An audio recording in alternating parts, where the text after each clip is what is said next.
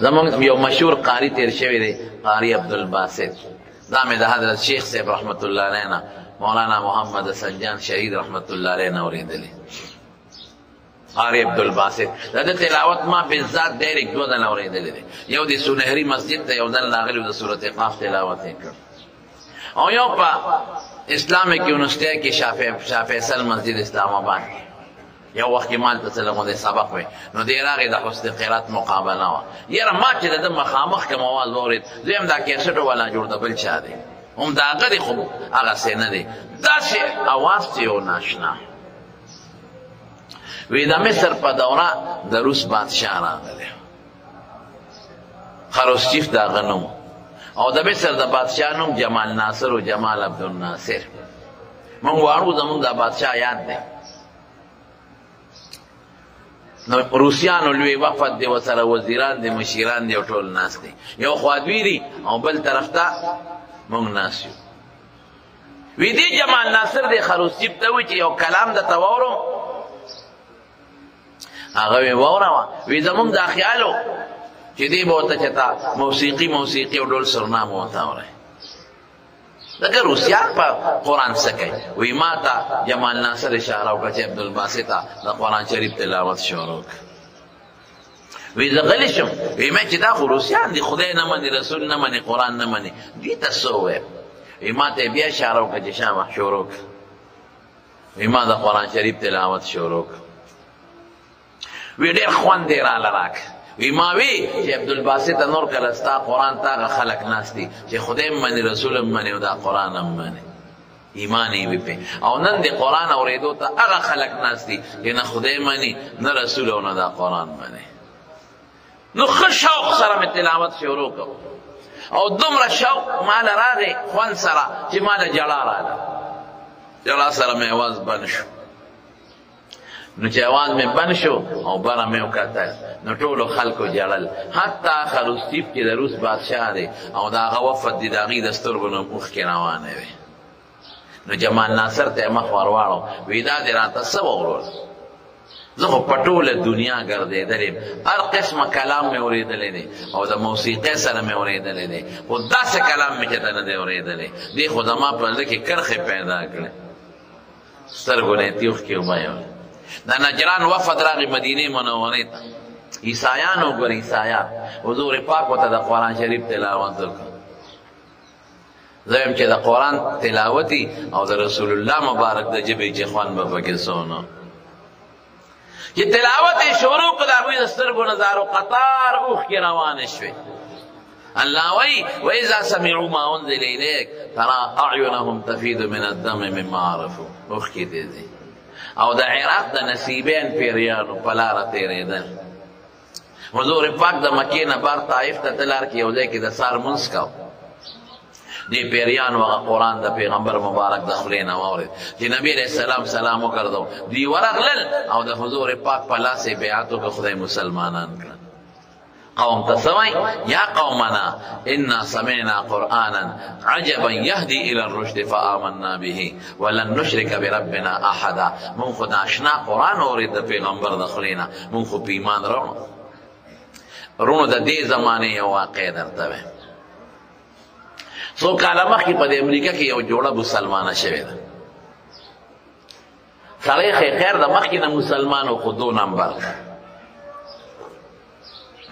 2 نمبر پیژنې هلکه پیژنې نه پیژنې دا پرون چې زمونږ په پاکستان کې کم ظلم وشو هغه چا سره چې د پیغمبر په ناموس یې غیرت کړی دی څه نوم یې ولکه ممتاز قادری دا دله چې د 500 کومه سزا ورکړې شوه او کم مسلمان پې دستخط وکړه ما ته دا 2 نمبر مسلمان ښکاري په پاکستان کې خو د دنیا خلکو قتلونه وکړل چا له پانسي ورکړه پاکستان کې خو د علماو قاتلان کوله وګرځي د مفتیانو قاتلان کوله وګرځي په پاکستان کې خو ستاسو زمون قاتلان کوله وګرځي په شملو کې د اسلام آباد پر روډونو چکر لګي په پاکستان کې خو د ریمنډ ډیوس هغه قاتلان چې په لاهور کې مسلمانان مړه کړل د ریمنډوس په شکل کې دوی لاس نیولې ونیول او امریکې ته یې ورکړل. کړي دي داسې کې نه دي کړي. په پاکستان کې خو ستا ابل ورځ په ماډل ټاون کې اگر چې هغې خبرې سره زما اتفاق نشته، ما د هغې مخالفت کړی دی، خو د ماډل ټاون د قاتلانو د مقتولینو قاتلان هم پکې ګرځي. لیکن افسوس دا دی چې د پیغمبر په ناموس یو نوجوان راځي او ننګ کوي، د ټولو نه مخکې د هغه تخته دار ته وخېږو. دا بېله خبره ده چې هغه جنت ته ځي. زما خو دا یقین نه چې دی به جنت ته ځي، زما خو دا یقین نه چې دی به جنت الفردوس ته ځي. دا خو زه منم، دا خو زه منم، زما علما هم مني، زما قاید هم مني، او تاسو ټول به منئ انشاءالله العزیز. لیکن جنت ته به ځي او دام ده چې ځان نه مخکې هغه مردار دوزخ ته رسولی دی، ځان نه مخکې دوزخ ته رسولی دی. دا دومره غټ مجرم او دومره غټ جرم او دومره زر سزا، ته مسلمان په کمه وې، ته به د رسول الله مبارک سره د قیامت پر سترګې څنګه لګې. د پاکستان ظالمه حکمرانه مدرسې تا معاف نه کړې، تبلیغ تا معاف نه کړ، ګیره تا معاف نه کړه، پټکې تا معاف نه کړ، قرآن تا معاف نه کړ، د پیغمبر ناموس هم تا چیلنج کړ. دا ملک به ترقي وکړي. شیخې وو منډې وو خدای قرآن او اسلامي نظام فضل رحمان صاحب او عطا الحق درویش صاحب او بل او بل او بل او تاسو مونږ چیغې خدای اسلامي نظام او خدای اسلامي نظام. قهر اسمان رو نه غورځېږي.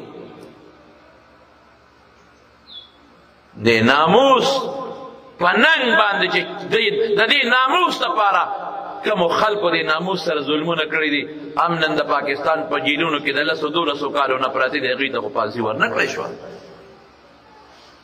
د پاکستان په قانون کې خو دا خو قانون دی چې د پیغمبر په ناموس چې حمله وکړه هغه ته سزای موت، نو د پیغمبر پټکي ته خو خلکو تیلي ورته کړي دی، جیل کې پراته دي، رواسته شو، سزای موت میلاو نه شوه.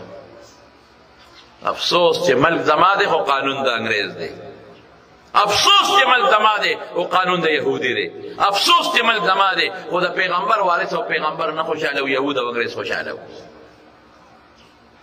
وایو دا ملک او دا ملک او دا ملک، دا ملک روان نشي، دا ملک تباه نشي، دا ملک اونشلېږي. 2 نمبر مسلمان، دا مسلمانان افسوس افسوس ته مسلمان ځان ته وې. څومره غټ غټ قاتلان په دې ملک کې ګرځي، ښکاره ښکاره قاتلان ګرځي، خلک یې وژلي دي او په دې ملک کې خلک پلو ګرځي او تماچې او ټوپکې لاس ته جوړې دي، هېڅ هم نشته. پرون بری شو، بل ورځ بری شو، دا بس پرون ونیولی شو، فټافټ پانسي شو. مجلس ورونو د قرآن شریف ته نو زه هم د قرآن شریف متعلق درته یو څو خبرې عرض کوم. زما ورونو قرآن شریف یو ډېر عظیم کتاب دی او ډېر د عظمت کلام دی، ډېر او ډېر حیثیتونه یې دي. څوک په دې تقریر کوي چې قرآن شریف یو محکم کتاب دی او نه منسوخ کېدو والا دی. څوک په دې تقریر کوي چې دا د مخکې کتابونو ناسخ او مصدق دی. د چا د تقریر موضوع دی چې قرآن شریف یو عالمگیر کتاب دی او د ټولو اقوامو او د مللو او د هر ژبې والا یو مقصد حیات او مقصد اخروی دی. څوک په دې تقریر کوي چې دا په عربی ژبه کې دی او د عربی ژبې بیان درته کوي. عربي زمونږ د حضور پاک ژبه او د جنتیانو ژبه ده. څوک په دې تقریر کوي چې دا محفوظ دی قرآن شریف. نور څومره کتابونه چې دی نه مخکې تېر شوي ټول محرف دي او واحد قرآن شریف دی چې دا په خپله محفوظ. داسې ډېر حیثیتونه دي، کتاب امین او مصدق. خو زه درته نن د قرآن شریف یو مختصر غوندې یو عظیم حیثیت را مخکې کوم چې د قرآن لوی عظمت پکې معلوم شي، او هغه دا چې قرآن شریف د حضور پاک په معجزاتو کې یو لویه معجزه ده. رونو معجزه څه ته وایي او دا بیا د حضور پاک معجزه ولې ده او بیا د قرآن شریف لویه معجزه ولې ده؟ دا 3 خبرې درته کوم. لاول به معجزه وپېژنو چې څه ته وایي چې د پیغمبر نه داسې کار صادر شي چې هغه د عقل نه خلاف وي او په عام عرف او عادت کې څوک نشي کولی نو هغې ته معجزه وایي. حضرت موسی علیه السلام کونټۍ وغورځوله او اجدها ښامار به ترې جوړ شو، دا اوس د هغه معجزه ده. عقل دا نه مني چې کونټۍ نه به ماته څنګه جوړېږي. حضرت عیسی علیه السلام به مړي ته وی قم باذن الله نو مړي به نه ودرېده. تو د ټولې دنیا مولیان او پیران او نیکان یو ځای کا او بیبي مې مړه د راشه قم باذن الله قومي باذن الله ورته ووایه. که دا ټول پیر دنیا قرآن هم چوپ کړي قسم دی که غوږ یې مړه کړي. دا د هغه معجزه وه، بل څوک نشي کولی. دارنګې د پیغمبر مبارک ډېرې معجزې دي او معجزه ورته ولې وایي؟ عاجزه کوونکې نور مخلوق د خپل مثل نه عاجزه کوي، مثل یې څوک نشي جوړولی. او د معجزې مقصد څه دی؟ دا د پیغمبر د پیغمبرۍ دلیل دی. که څوک د پیغمبر نه تپوس وکړي ستا د پیغمبرۍ څه دلیل، الله د هغه په لاس یو معجزه ښکاره کړي. یو باندې سیر راغی حضور پاک ته، وی د الله رسوله وی ته پیغمبر یې؟ وی او وی په ما ایمان راوړه که نه؟ وی ستا د پیغمبرۍ دلیل څه دی؟